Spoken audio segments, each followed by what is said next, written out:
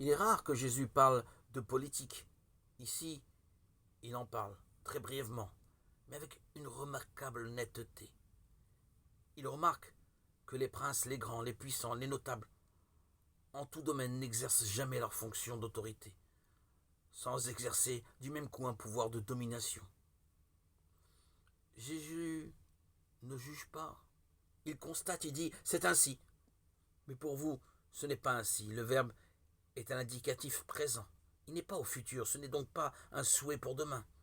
C'est l'exclusion catégorique pour la communauté chrétienne et dès aujourd'hui du même modèle politique. Il est exclu que l'autorité telle qu'elle s'exerce dans la vie politique soit le modèle de l'autorité telle qu'elle doit s'exercer dans l'Église. Il est constitutif de l'Église que chacun y soit le serviteur de tous.